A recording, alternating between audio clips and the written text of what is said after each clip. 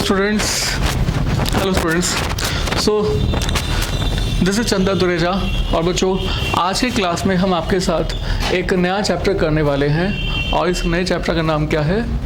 International finance. Chapter का नाम क्या है? International finance, right. और बच्चों इसको हम प्यार से एक दूसरा नाम दे देते हैं, दैट इज फॉरेक्स। प्यार से कह देते हैं फॉरेक्स, राइट। तो बच्चों सबसे पहले मैं आपको इस चैप्टर की कुछ इम्पोर्टेंस बता दूं कि इम्पोर्टेंस क्या है। यकीन मानो कोई भी आज तक एग्ज़ाम ऐसा नहीं बना जिस एग्ज़ाम के अंदर ये चैप्टर ना आया हो, राइट।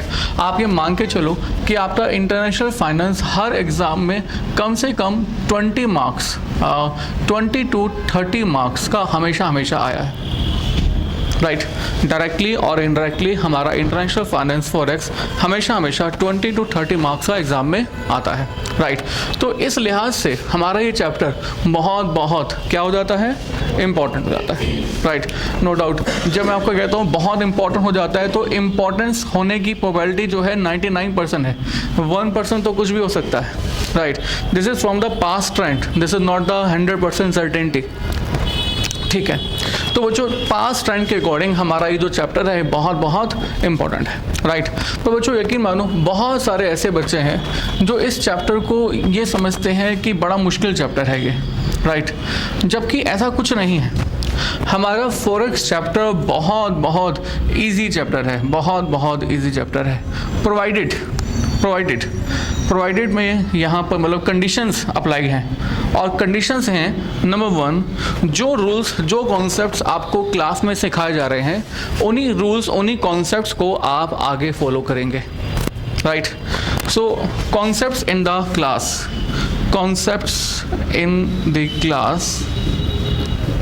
मस्ट बी फॉलोड,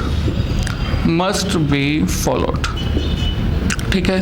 और बच्चों नंबर 2, आपको बहुत बार होमवर्क मिलेगा और जो ये होमवर्क मिलेगा तो डेफिनेटली ये होमवर्क आपको घर में करना है, राइट। तो ये जो 2 कॉन्सेप्ट्स हैं ना, ये 2 पॉइंट्स हैं, अगर आप ये कर लेते हैं तो you will find out that it is very easy. अगर इनमें से कोई भी एक काम आपने नहीं किया, लाइक मान लो मैंने कॉन्सेप्ट बताए, मैंने कहा बच्चों कि आप जब भी x को y में कन्वर्ट करना तो पहले x को z में कन्वर्ट करना, फिर z को y में कन्वर्ट करना। सपोज ऐसे एग्जांपल दे रहा हूँ, आपने कहा नहीं सर आप जो मर्जी सिखाते रहो, हम तो x और y को एक साथ कन्वर्ट करेंगे, राइट। अब आप मेरे कॉन्सेप्ट को बताए हुए रास्ते पर नहीं चल रहे, और अगर आप ऐसे नहीं चल रहे हैं तो इस केस में फिर ईजी होने की कोई गारंटी नहीं, राइट। कॉन्सेप्ट फॉलो करना बहुत ज़रूरी है जो क्लास में सिखाए जा रहे हैं। एंड नंबर टू क्या बताया? होमवर्क। बच्चों ऑलमोस्ट हर बार आपको होमवर्क मिलेगा, तो नो डाउट कॉन्सेप्ट सिखाना अलग होता है, आपका खुद का करना अलग होता है। तो क्लास में तो आप सिर्फ सीखते हैं, आप करते नहीं हैं। तो करते कहाँ पर हैं? घर में, राइट। तो घर में आपको होमवर्क मिलेगा, होमवर्क में तो कॉन्सेप्ट सिखाए जाएंगे, उनके प्रैक्टिस होगी, तो प्रैक्टिस नहीं करेंगे तो डेफिनेटली फिर एक परेशानी क्रिएट हो सकती है, राइट। सो मतलब ये 2 चीज़ें पूरी कीजिए तो डेफिनेटली आपको फॉरेक्स चैप्टर बहुत ईजी लगेगा,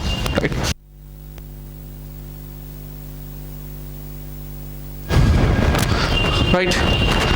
अब सर ये 2 चीज़ें आपको बताई हैं फॉलो करने के लिए।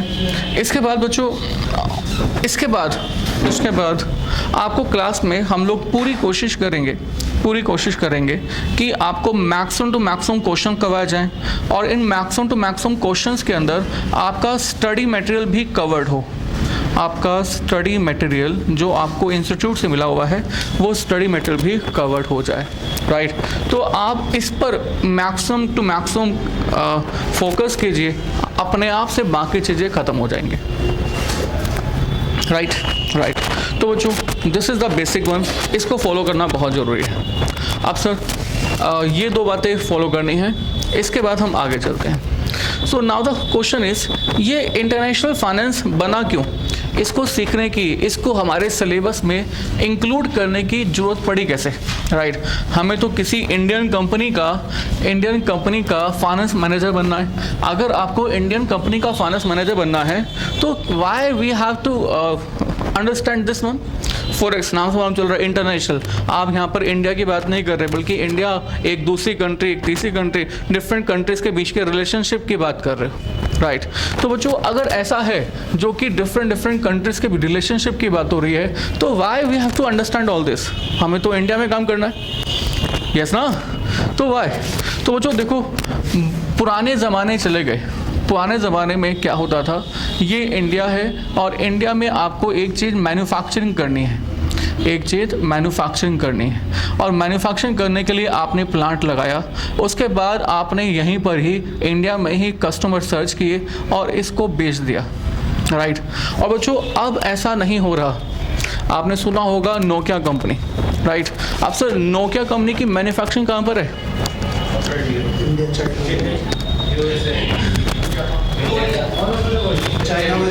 देखो आपने कितने नाम बता दिए, राइट। तो इंडिया का तो नाम आपने बताया ही नहीं। तो नोकिया कंपनी की मैन्युफैक्चरिंग चाइना में भी है, यूएस में भी है, राइट। कस्टमर केयर इंडिया में है, राइट। तो इसके अलावा बाकी सब कुछ दूसरी कंट्रीज़ में होता है। तो हमारी जो ये नोकिया कंपनी है वो एक कंट्री के अंदर काम कर ही नहीं रही। वो एक जगह पर मैन्युफैक्चरिंग यूनिट लगा रही है, एक जगह पर कस्टमर केयर लगा रही है, एक जगह से मार्केटिंग संभाल रही है, एक जगह से मैनेजमेंट संभाल रही है। तो ऑल ओवर वर्ल्ड हमारी कंपनी फैली हुई है। तो डेफिनेटली अब हमारी कंपनी को सिर्फ इंडिया की करेंसी, इंडिया के ट्रांजैक्शन से मतलब नहीं है, बल्कि यूएस, चाइना, जापान सबसे मतलब है। R&D कहाँ हो रहा है? जापान में, राइट। तो मतलब हर एक चीज़ अलग अलग कंट्रीज में चल रही है। तो अब हमें जब तक स्ट्रक्चर सभी की सभी जगह का नहीं मालूम होगा, तब तक हम आगे काम नहीं कर सकते, राइट। इसके अलावा बच्चों ऐसा क्यों होता है? ऐसा क्यों होता है? मैंने कहा बच्चों कि आप इंडिया में मैन्युफैक्चरिंग भी कर सकते हो, या ना। आप मैन्युफैक्चरिंग भी कर सकते हो, आप इंडिया में मार्केटिंग भी कर सकते हो, आप इंडिया में सेल भी कर सकते हो। तो फिर आपको किसी दूसरी कंट्री में जाने की ज़रूरत है क्या? वाई? आपने देखा होगा बहुत सारी आइटम्स अब चाइना से जो है इंपोर्ट होके इंडिया में आ रहे हैं, राइट, यस ना। तो चाइना से जब इंपोर्ट होके यहाँ पर इंडिया में आ रही हैं, तो हमारी गवर्नमेंट इस तरह के इंपोर्ट को बढ़ावा देती क्यों है? हम सारा का सारा काम इंडिया में ही मैन्युफैक्चरिंग करके आगे क्यों नहीं बढ़ाते?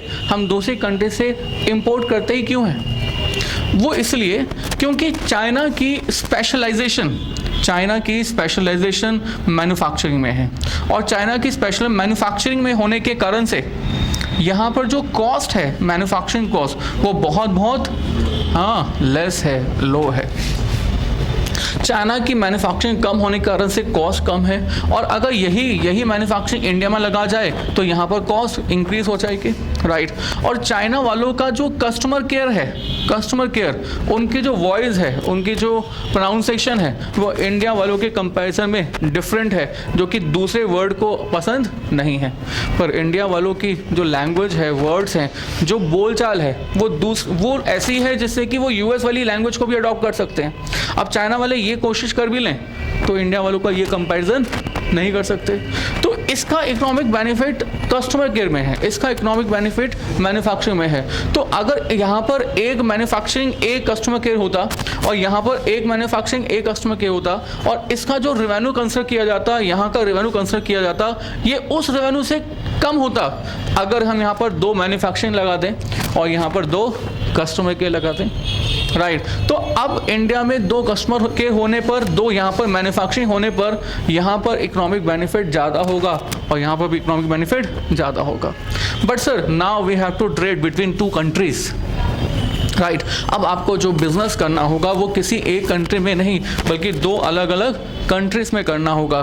तो बच्चों जब हम बिजनेस 2 कंट्री के बीच में करते हैं, तो एक बहुत बड़ी दिक्कत आती है, बहुत बड़ी प्रॉब्लम आती है, इशू आता है कि इंडिया में जो करेंसी अवेलेबल है, जो करेंसी यूज होती है, वो क्या होती है? रुपीस।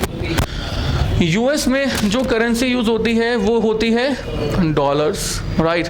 और इसके अलावा चाइना में जो करेंसी होती है वो होती है युआन, राइट। तो हर एक कंट्री की जो करेंसी है वो अलग अलग है। अब अगर हर एक कंट्री की करेंसी अलग अलग है, तो कोई मैन्युफैक्चरिंग बिजनेस चाइना से इंडिया में आएगा तो उसे इन्वेस्टमेंट तो रुपीस में करनी होगी, राइट, जबकि उसके पास है क्या, युआन। अगर कोई यूएसए से इंडिया में आएगा तो उसको इन्वेस्टमेंट रुपीस में करनी होगी, जबकि उसके पास है क्या, डॉलर्स, राइट। तो अब कैसे हम इन डॉलर्स को रुपीस में इन्वेस्टमेंट करें, कैसे युआन से इन्वेस्टमेंट रुपीस में करें, this is one of the big question, this is one of the big question, right. तो ये सिर्फ इंडिया के कंटेक्स्ट से नहीं है, ये किसी भी कंट्री की कंटेक्स्ट से है, राइट। यूएस हो, यूके हो एंड जापान हो, कोई भी कंट्री हो, अगर एक पर्सन एक कंट्री का है और दूसरी कंट्री में जाकर कोई भी इन्वेस्टमेंट करना चाहता है, परचेजिंग करना चाहता है, सेल करना चाहता है, तो उसके पास तो अपनी होम करेंसी है, राइट। और जबकि उसको चाहिए कौन सी करेंसी, हाँ जी, दूसरी करेंसी।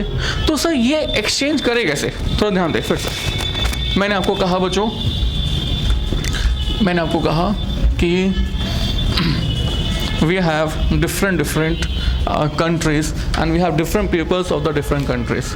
मैंने कहा कि यहाँ ये रहा इंडिया, राइट, ये इंडिया का ज्योग्राफिकल बाउंड्री है, राइट, और एक है आपके पास यूएस, राइट, और ये यूएसए की ज्योग्राफिकल बाउंड्री है। अब कोई पर्सन अगर इंडिया में है मिस्टर ए और ये मिस्टर बी को अपना कोई भी गुड्स, कोई भी सामान बेचना चाहता है, सेल करना चाहता है, तो नो डाउट इसके बदले में क्या रिसीव कर लेगा, रुपीस, तो ट्रांजैक्शन खत्म हो जाएगी, राइट। अब अगर कोई पर्सन यूएसए में है, मान लो यूएसए में दो पर्सन हैं, again mister U and mister V, right.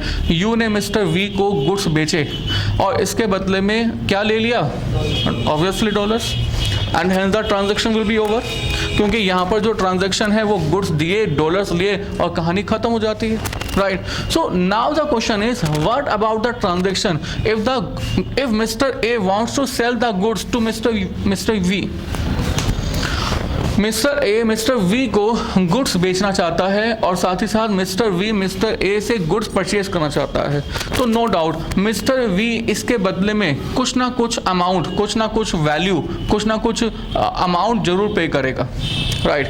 पर मिस्टर वी जो पे कर सकता है वो क्या पे कर सकता है, डॉलर्स। मिस्टर वी पे कर सकता है डॉलर्स, जबकि मिस्टर ए को डॉलर चाहिए ही नहीं। मिस्टर ए को जो करेंसी चाहिए वो कौन सी करेंसी चाहिए, उसकी होम करेंसी यानी कि रुपीस। तो ये चाहता है कि रुपीस मिले, ये चाहता है कि वो डॉलर पे करे। तो जब तक ये दो करेंसीज कोई एक नहीं हो जाती तब तक आप इस ट्रांजैक्शन को कंप्लीट नहीं कर सकते, राइट। अब सर ट्रांजैक्शन को कंप्लीट नहीं कर सकते तो यहाँ पर क्या किया जाए, क्या किया जाए, राइट। डिफरेंट कंट्रीज में डिफरेंट कंट्रीज के गवर्नमेंट ने एक एक्सचेंज बनाई, एक एक्सचेंज फॉर्म की गई, राइट। और इस एक्सचेंज के अंदर डिफरेंट कंट्रीज के, आई रिपीट, डिफरेंट कंट्रीज के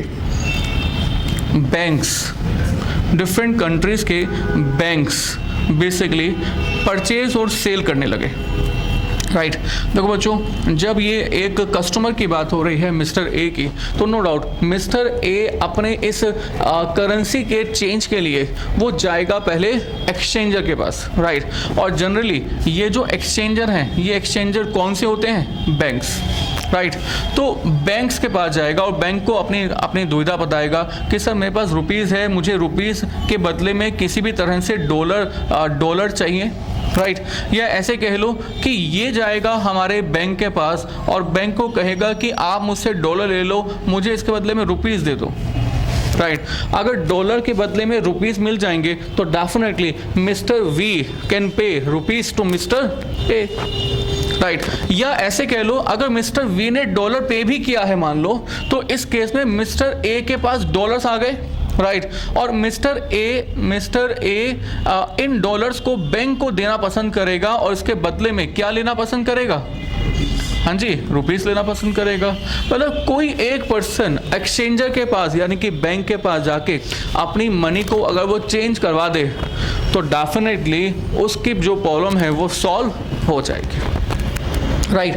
तो एक एक्सचेंज बनाई गई, जिस एक्सचेंज में ये जो डिफरेंट बैंक्स हैं शेड्यूल, ये जो डिफरेंट बैंक्स हैं, ये डिफरेंट बैंक्स बेसिकली इस एक्सचेंज में वर्क करते हैं, राइट। मैंने कहा ये इंडियन बैंक है, ये यूएस बैंक है, ऐसी कोई तीसरा बैंक होगा यूके का, ऐसी चौथा बैंक होगा।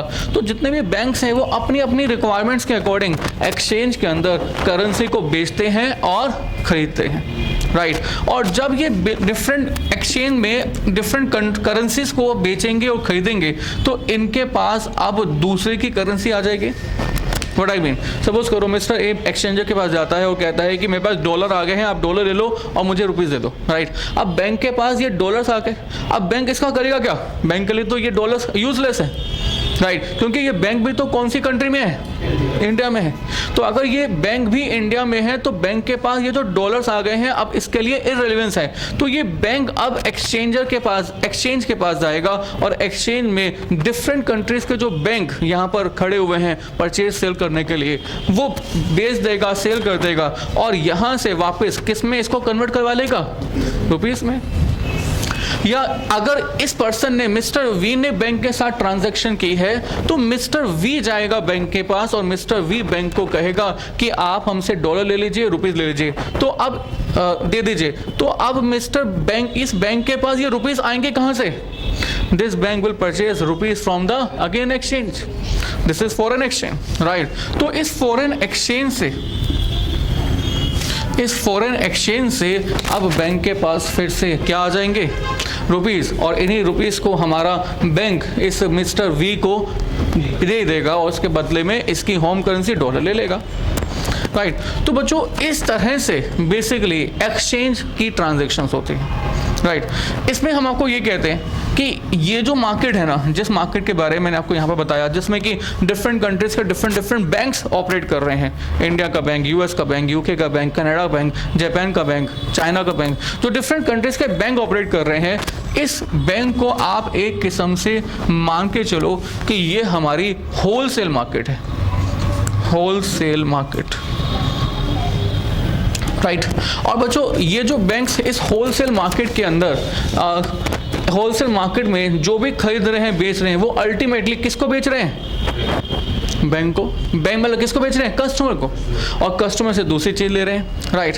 अब सर नो डाउट अब ये एक्सचेंज किया जा रहा है, तो एक्सचेंज के बदले में देखो मुझे पहले बताना, हमारे मिस्टर ए ने कहा कि मेरे पास डॉलर्स रिसीप्ट्स हैं, इन डॉलर्स को आप ले लीजिए और रुपीस मुझे दे दीजिए, राइट। और बैंक ने ऐसा कहा बिल्कुल मैं ऐसा कर सकता हूं। तो मिस्टर ए जरूर ये जानना चाहेगा कि $1 के बदले में कितने रुपीस बैंक हमें पे करने वाला है, राइट। पर बैंक को ये कैसे मालूम चलेगा कि ये जो $1 का रेट है, ये रेट कितना है, राइट। तो इस केस में वो जाएगा पहले कहाँ पर? होलसेल मार्केट में। होलसेल मार्केट में वो ये देखेगा कि यहाँ पर $1 का जो एक्सचेंज रेट चल रहा है वो क्या रेट चल रहा है। मान लो यहाँ पर $1 का एक्सचेंज रेट चल रहा है 40 रुपये का।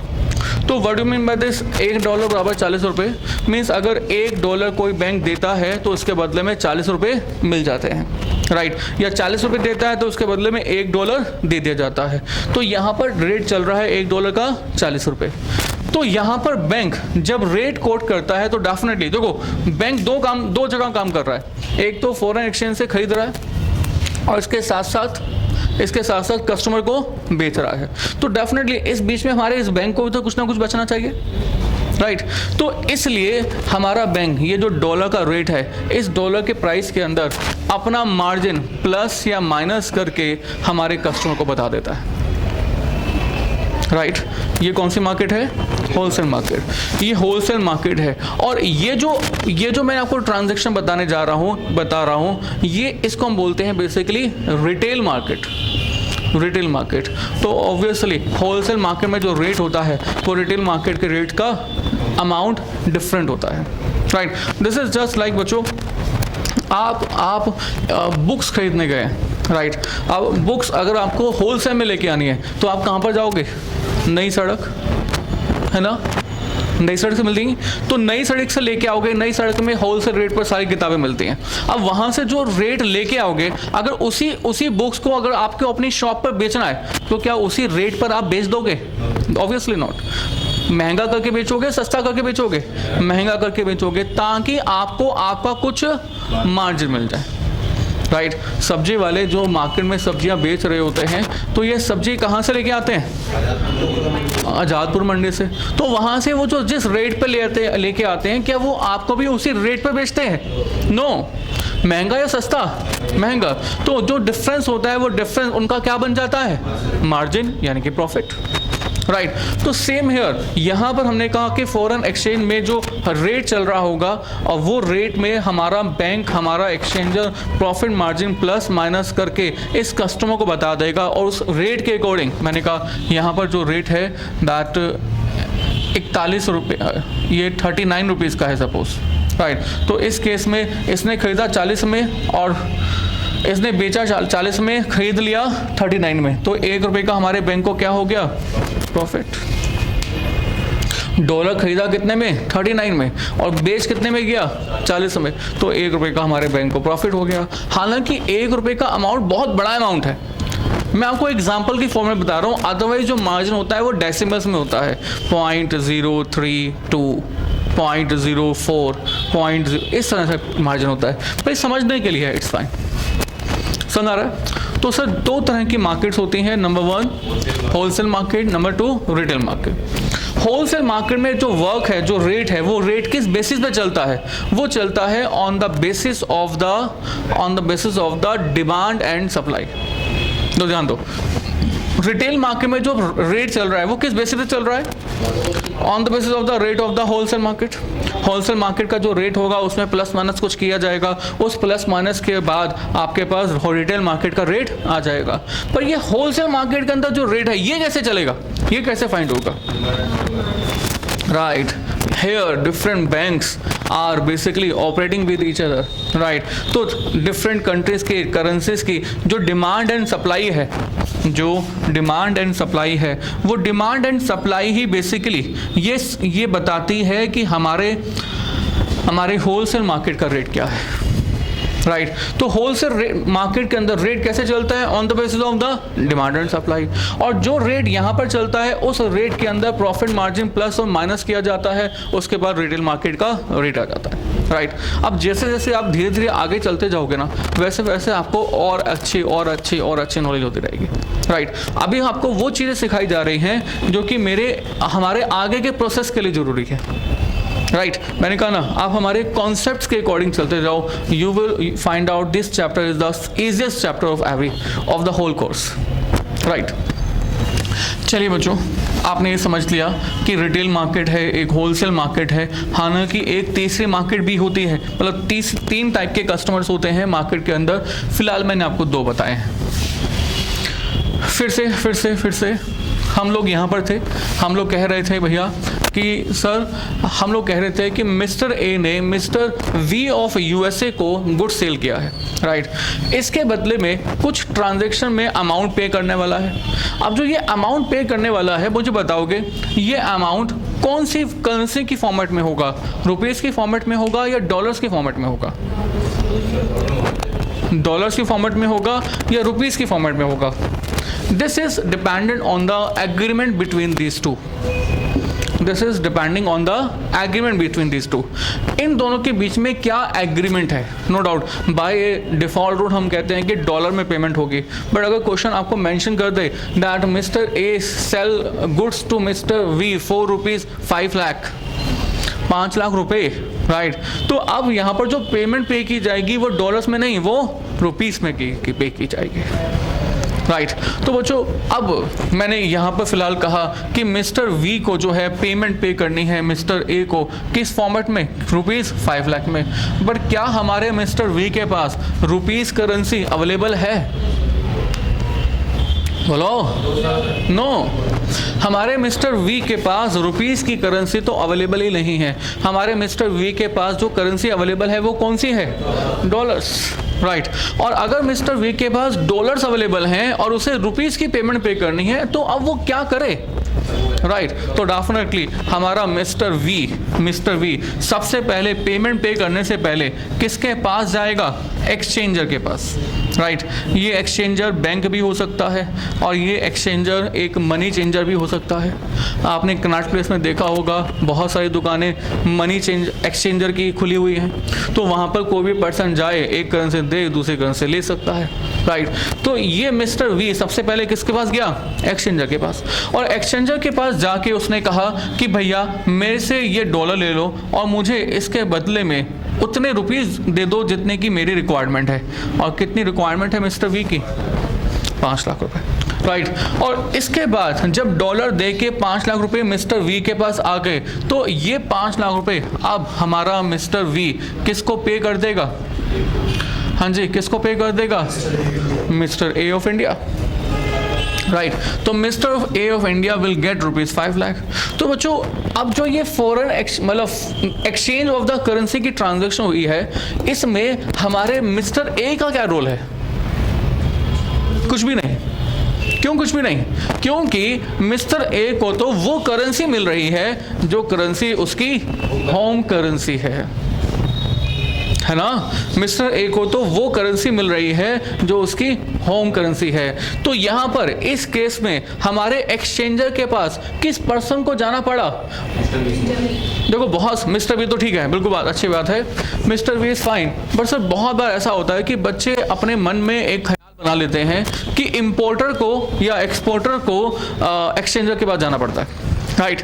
मैंने कहा ये किसका ख्याल है? बच्चों का, राइट। और बच्चे जब अपने आप से अपने अपने ख्याल बना लेते हैं तो इस केस में एक क्वेश्चन में ठीक हो जाते हैं, दूसरे क्वेश्चन में तुक्का लग जाता है, पर तीसरे क्वेश्चन में जाके फंस जाते हैं, राइट। अब तीसरे क्वेश्चन से वो ख्याल बना लेते हैं कि इंपोर्टर को जाना पड़ता है, राइट। चौथे क्वेश्चन में भी इंपोर्टर को, पांचवें क्वेश्चन में भी इंपोर्टर को, छठे क्वेश्चन में पता चलता है कि एक्सपोर्टर को जाना पड़ता है। फिर कंफ्यूज होते हैं, फिर कहते हैं समझ में नहीं आया, राइट। तो कॉन्सेप्ट ये है ही नहीं कि एक्सपोर्टर को हमारे एक्सचेंजर के पास जाना पड़ेगा या इंपोर्टर को जाना पड़ेगा। जब तक आपके दिमाग से वो चीज़ें नहीं हटाऊंगा जो जनरली बच्चे सोचते हैं, उसके बेसिस पर गलतियां करते हैं, वो गलतियां फिर आप भी कर सकते हो, राइट। तो यही मैं आपको कहने की बात कोशिश कर रहा हूँ।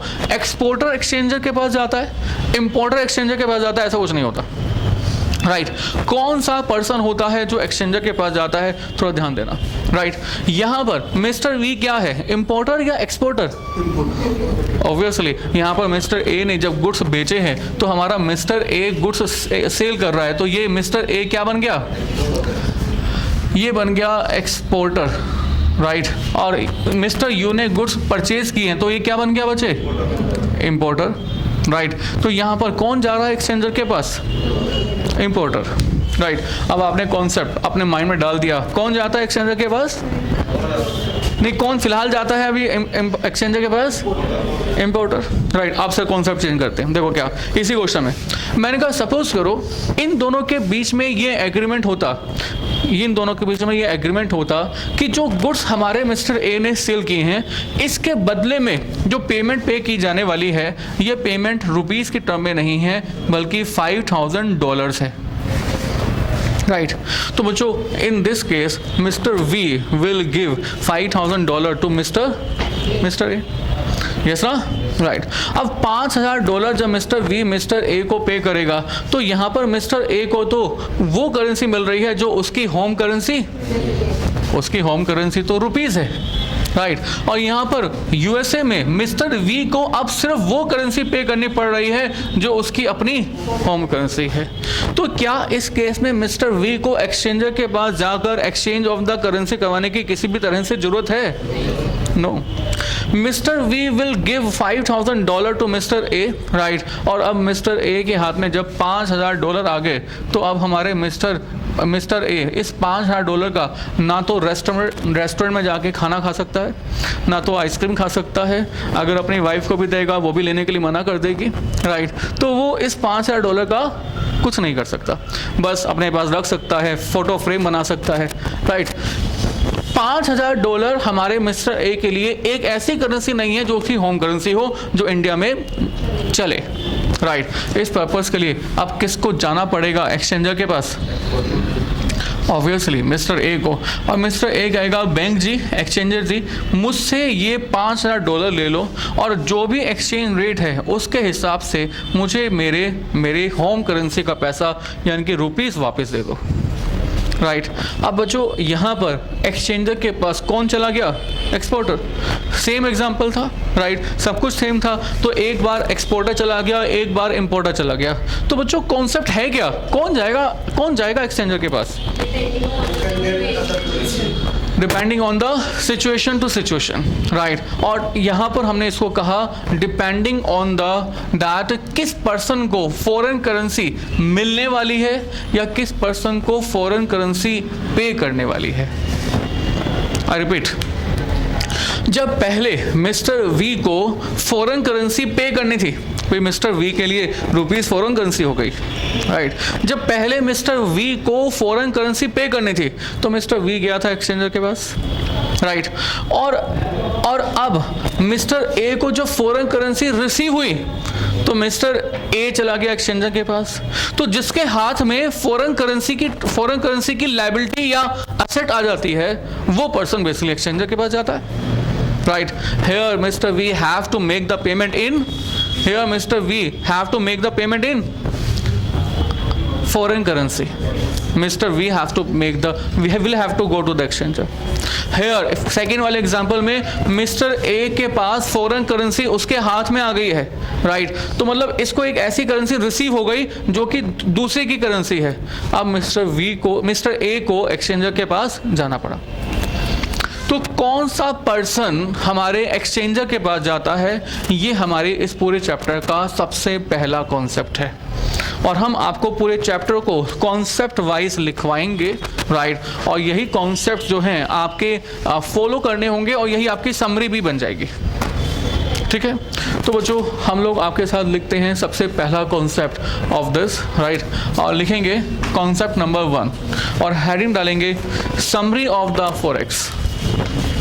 और बच्चों इस समरी के लिए आप अराउंड मान के चलिए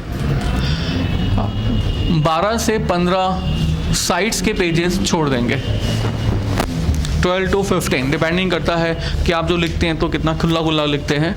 तो 12 से 15 पेजेस छोड़ते हुए चलेंगे, right. And the very first concept number 1 that who will have to go to exchanger, who will have to go to the exchanger। Market में कौन सा पर्सन होगा जो कि एक्सचेंजर के पास जाएगा। तो इसके लिए हमने लिखा number one the person who will have to make payment in other currency। The person who will have to make payment in other currency, right। बच्चों ये कौन सा केस है, फर्स्ट वाला सेकंड वाला? मतलब हमने जो भी एग्जाम्पल किए थे उस एग्जाम्पल में कौन सा एग्जाम्पल है ये, फर्स्ट वन और सेकंड वन? पहले हमारे मिस्टर वी को 5 लाख रुपए पे करने थे तो मिस्टर वी जा रहा था, तो ये कौन सा एग्जाम्पल है, पहले वाला, राइट। और बच्चों number two the person who will receive payment in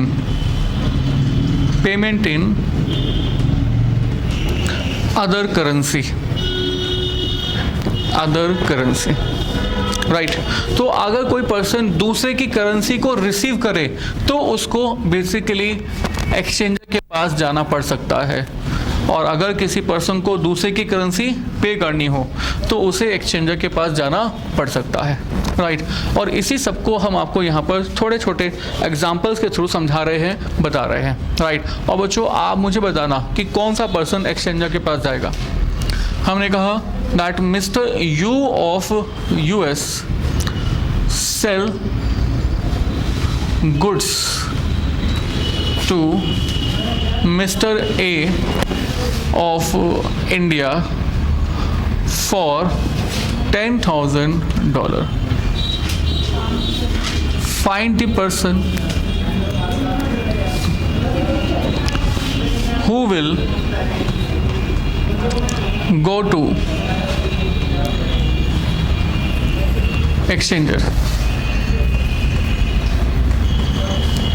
right तो बच्चों आप अपने आप से सोच के लिख देना इसका आंसर, राइट और उसके बाद लिखेंगे mister U of US sell goods to mister K of UK for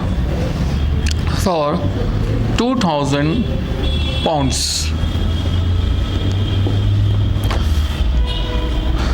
Find the person who will go to exchanger.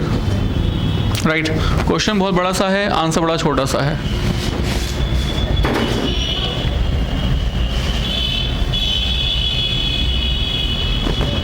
Right तो बच्चों बताओगे पहले वाले पार्ट का सॉल्यूशन क्या है? मिस्टर ए और mister U. Are you sure? क्योंकि मिस्टर यू ने जो गुड्स सेल किए हैं वो मिस्टर ए को किए हैं और गुड्स जो सेल किए हैं इसके बदले में मिस्टर ए को पेमेंट पे करनी है $10,000. राइट तो जब मिस्टर ए $10,000 यू को पे कर देगा तो ये यू के लिए तो होम करेंसी हो जाएगी और मिस्टर ए के लिए अदर करेंसी हो जाएगी. तो ये कौन सा केस है? The person who will have to make the payment in other currency. So the first concept. Right second example मतलब ये हमने कहा कौन जाएगा बच्चों एक्सचेंजर के पास? Mister A. और यहाँ पे बताना बच्चों कौन जाएगा हमारे एक्सचेंजर के पास? मिस्टर हाँ जी बच्चों सोच के बताओ. यू और के.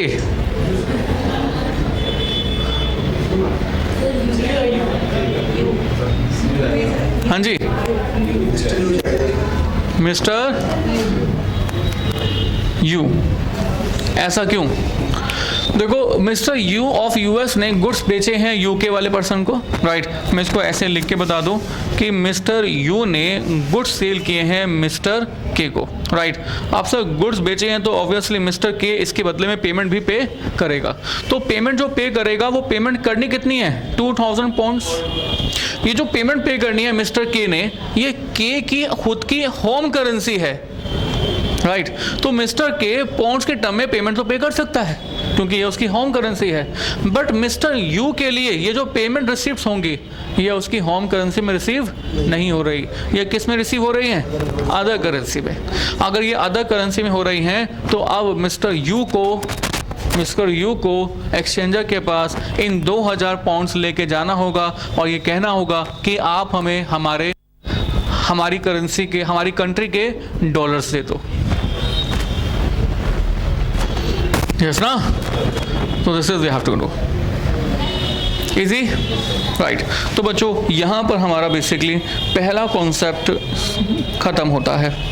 राइट इसके बाद हम लोग चलते हैं हमारे नेक्स्ट कॉन्सेप्ट पर और वो है दैट इज एक्सचेंज. अच्छा ये आप कॉपी कर कहाँ रहे हो? समरी में नहीं, समरी में तभी कॉपी करना है जब मैं लिखूँ कॉन्सेप्ट 1 और उसके बाद मैं आपको कुछ बता दूँ. इसके अलावा बाकी सब चीज़ें 12-15 पेजेस छोड़ने के बाद आगे कंटिन्यू करनी है. अब लिख लिया तो कोई बात नहीं. राइट क्योंकि फिर समरी अलग हो जाएगी और समरी में भी अगर सब कुछ डिटेल्स हो फिर समरी का बेनिफिट. समरी तो समरी होनी चाहिए.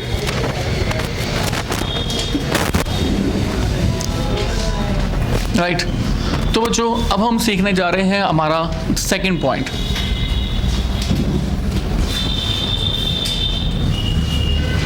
और हमारा सेकंड पॉइंट है that is exchange of currency. That is क्या लिखा हमने? Exchange of currency. देखो अभी तक हमने सिर्फ ये जाना कि कौन सा पर्सन होता है जो कि बेसिकली एक्सचेंजर के पास जाता है और यकीन मानो बच्चों it's very important. Right now the second part. और सेकंड पार्ट है कि हम लोग एक्सचेंज करेंगे कैसे. राइट। तो एक बड़ा सिंपल सा एग्जांपल मैंने आपको दिया। मैंने आपको कहा कि सपोज करो कि $1 का जो प्राइस है वो 40 रुपीज़ का है, राइट। और mister A of India have suppose $1,000 find other currency find कीजिए, find other currency, राइट। तो बच्चों क्या बता सकते हैं? बिल्कुल यस बता सकते हैं, राइट। मिस्टर ए एक्सचेंजर के पास गया और मिस्टर ए एक्सचेंजर के पास यानी कि बैंक के पास जाके ही बोला कि बैंक जी आप मुझसे मेरे ये $1,000 ले लो और इसके बदले में मुझे क्या दे दो, मेरी होम करेंसी यानी कि क्या दे दो, रुपीस, राइट। तो $1 का एक्सचेंज रेट 40 रुपये का है। तो बच्चों क्या हम $1,000 का एक्सचेंज रेट बता सकते हैं? Obviously yes, why not. हम कहेंगे that for $1 exchange rupees is equal to 40, right. या मैं एक्सचेंज नहीं लिखता हूँ, यहाँ पे लिखूंगा that is equivalent rupees is equal to 40। And मुझे $1 की वैल्यू नहीं निकालनी, मुझे तो कितने डॉलर्स की वैल्यू निकालनी है? $1,000 की। तो I must say for $1,000 equivalent rupees will be 40 into 1,000। तो बच्चे कितना आ गया? 40,000। तो आपने यहाँ पर एक्सचेंज रेट से क्या कर दिया? मल्टीप्लाई। Easy, okay. तो बच्चों इसका उल्टा पुल्टा केस भी हो सकता है। इसका उल्टा पुल्टा केस मतलब मैंने एक दूसरा एग्जांपल क्रिएट किया। मैंने कहा सर मान लो that mister A have to make payment of $1,000। Mister A have to make payment of $1,000। अब ये पेमेंट मिस्टर ए को पे करनी है and exchange rate is again suppose $1 is equal to ₹40, right? Find equivalent other currency। तो बच्चे बताइए कि आपके पास अदर करेंसी कितनी होगी, राइट। देखो एक्सचेंज रेट तो यही है ना, $1 is equal to ₹40, राइट। तो इस एक्सचेंज रेट के बेसिस पर आपको फिर कन्वर्जन करना है। तो अब आप कहेंगे क्या कैसे कहेंगे, कैसे स्टार्ट करेंगे? बिल्कुल ऐसे ही जैसे पहले किया था। कहेंगे आप कि $1 के बदले में कितने रुपए मिलते हैं? 40 रुपये। और उससे पहले एक छोटा सा काम ये भी करते हैं कि मिस्टर ए और बैंक इसको एक डायग्रामेटिकली प्रेजेंट करते हैं, राइट। अब यहाँ पर हो क्या रहा है कि मिस्टर ए के पास ये $1,000 है नहीं, मिस्टर ए को ये $1,000 रिक्वायर्ड है, पेमेंट पे करनी है, राइट। हमारे मिस्टर ए को दूसरी करेंसी पे करनी है, राइट। अगर किसी पर्सन को दूसरी करेंसी पे करनी हो तो उसको एक्सचेंजर के पास जाना पड़ता है, राइट। तो मिस्टर ए बेसिकली यहाँ पर एक्सचेंजर के पास, बैंक के पास जा रहा है और बैंक को कह रहा है कि बैंक जी आप हमें $1,000 दे दीजिए और हमसे इसके बदले में जितने भी आप कहोगे उतने रुपीस ले लीजिए, क्योंकि मेरे पास मिस्टर ए के पास रुपीस करेंसी है बट क्या नहीं है, डॉलर्स नहीं है, राइट। तो हमारा जो रिलेशनशिप है वो रिलेशनशिप यही है as per the question, $1 is equal to ₹40। तो बच्चों अब इसी रिलेशनशिप को यूज करते हुए अब हमें वर्किंग करनी है। तो हम लोग कैसे करेंगे? हम कहेंगे that $1 equivalent to rupees, yes 40। $1 जो है वो किसके बराबर? अगेन 40 रुपये के बराबर। और आपको बेसिकली कितने डॉलर्स की वैल्यू निकालनी है? 1,000 ना। तो हमने कहा $1,000 इक्विवेलेंट टू 40 इंटू 1,000। भाई $1 की ये वैल्यू और $1,000 की वैल्यू कितनी होगी? 40,000। तो फिलहाल अभी भी हमने 40 रुपये के एक्सचेंज रेट से क्या कर दिया? मल्टीप्लाई, ठीक है।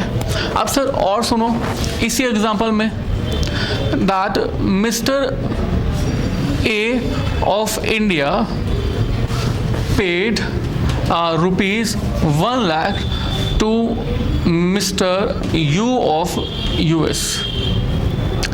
इफ एक्सचेंज रेट यानी कि $1 is equal to 40 again, find other currency. तो बताइए बच्चों अब अदर करेंसी क्या होगा, राइट। तो मिस्टर ए ऑफ इंडिया ने 1 लाख रुपए का अमाउंट यू ऑफ यूएस को दिया है, राइट। तो इस केस में मिस्टर ए जाएगा एक्सचेंजर के पास या मिस्टर यू जाएगा एक्सचेंजर के पास? मिस्टर यू जाएगा, राइट। अब अगर मिस्टर यू एक्सचेंजर के पास जाएगा, बैंक के पास जाएगा, तो आप इसको ऐसे लिखेंगे, आप कहेंगे कि मिस्टर यू के पास 1 लाख रुपए हैं जो हमारे मिस्टर यू की एक्चुअल में रिक्वायरमेंट नहीं है। मिस्टर यू कहता है बैंक को कि बैंक जी आप मुझसे 1 लाख रुपए ले लीजिए और मुझे तो मेरी होम करेंसी दे दीजिए, और मिस्टर यू की होम करेंसी है क्या? Dollars, right.